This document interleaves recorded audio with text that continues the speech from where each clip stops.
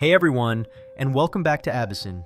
In January of 1993, out in rural Missouri, an explorer named Don Bittle went down into a natural sinkhole that looked like it might lead to a brand new cave. A few hours later, he was trapped up to his neck in freezing water and mud, completely unable to move, while night fell and the rain caused the water level to rise faster and faster.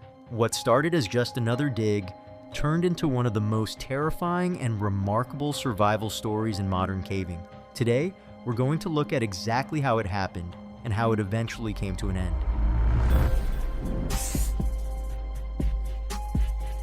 In Perry County, Missouri, Don was driving along muddy back roads toward a promising sinkhole near Mystery Cave. It was Saturday, January 9th, 1993. Heavy rains had hit the area earlier that week, soaking the shallow ground that covered the huge network of limestone underneath. When he reached the edge of the woods, Don parked his car and sorted through his gear, a headlamp, a backup flashlight, digging tools, water, and a thermos of hot coffee. The temperature was around 37 degrees Fahrenheit, not quite freezing, but cold enough to drain the warmth from wet clothes. He wore thermal layers under a waterproof coverall, pretty much standard gear for winter caving. From there, he walked about a quarter of a mile, not knowing that day would become one of the worst experiences of his life. And in just a bit, you'll understand why. The sinkhole itself wasn't very impressive compared to others in the area. It was about 6 feet wide, 12 feet long, and 12 feet deep. The narrow ends dropped down almost vertically, and the wider sections looked like they could cave in at any moment. What made this one special was a small opening Don had spotted at the bottom a few days earlier, possibly the entrance to a new cave system. Perry County already had more than 700 documented caves, some of the biggest in the entire country, and every new find was a big deal for the caving community.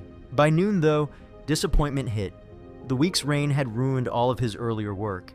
The small opening he had uncovered was buried again, and the bottom was filled with mud. Still, Don wasn't ready to quit. Using his tools, he carefully started digging out the soaked clay and chunks of limestone, piling them up on the sloped edges of the sink. He worked like that for about 3 hours.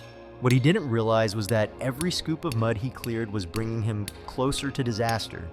And trust me, it turned out even worse than you're probably imagining right now. Around 3 in the afternoon, as he leaned over the opening, disaster struck. The weight of the mud and rocks he had stacked on the sides suddenly gave way, collapsing into a thick wave that buried him up to the waist in seconds. And in that instant, Don knew he was stuck.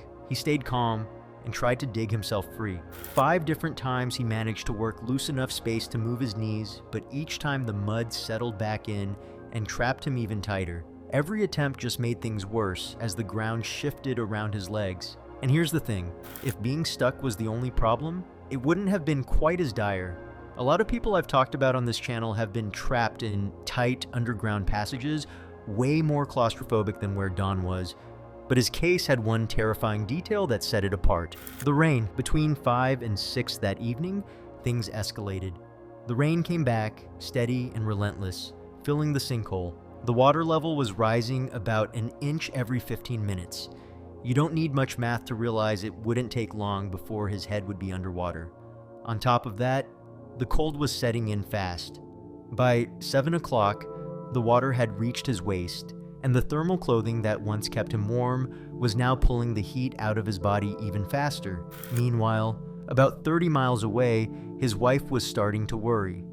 Don was always strict about time and had promised he'd be back by 7. By 8, with no sign of him and no answer on his cell phone, reception out by the caves was spotty at best. She knew something was wrong. She first called a local restaurant where cavers often signed in before trips, hoping to see his name in the logbook. Nothing. By 9:15, her concern had turned into panic, and it was that panic, that refusal to wait, that ended up changing everything. She got in touch with 2 experienced cavers, Steve Taylor and Gene Kraka. They immediately understood how serious the situation was. Within 20 minutes, they had their gear ready and were on the road, following the directions she gave to reach the area near Don's dig. Back at the sinkhole, Don was fighting to stay alive. The water had climbed to his chest, and his hands and feet were going numb.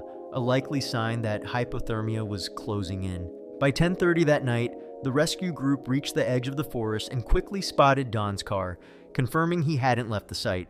With powerful flashlights cutting through the rain, they hiked into the woods.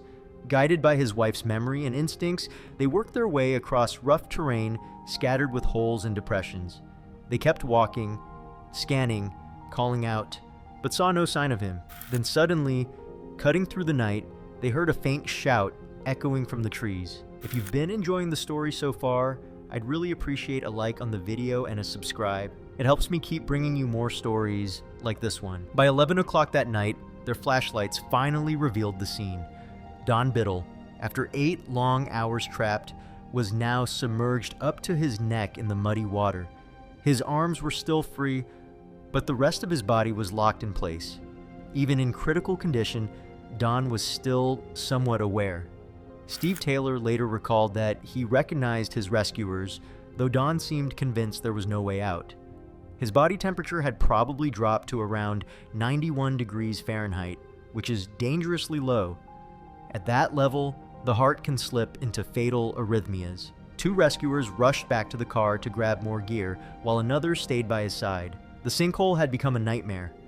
12 feet deep, its walls slick with rain and mud, and the bottom now filling with water that was creeping up toward Don's chin. When the equipment arrived, they set up a rope ladder for easier access and rigged a mechanical advantage system in a Z-drag, anchored to a sturdy oak tree. They strapped webbing under Don's arms and pulled. Even with the system tripling their force, he didn't budge. Don wasn't alone anymore, which is good. I can't imagine facing something like this completely by yourself, but even with company, the real problem remained: the weight of the mud. It might not sound like much, but the soaked earth pressing down on him could easily have weighed more than 600 pounds. With the water rising fast, one of the explorers headed to the nearest gas station to call the Perryville Volunteer Fire Department. By midnight, firefighters began arriving at the site with extra gear, only to realize how difficult the rescue was going to be. They had brought a pump, but using it would have filled the confined space with exhaust fumes, which could have been deadly. The next option was primitive but effective: buckets. Dozens of them passed hand to hand in a human chain.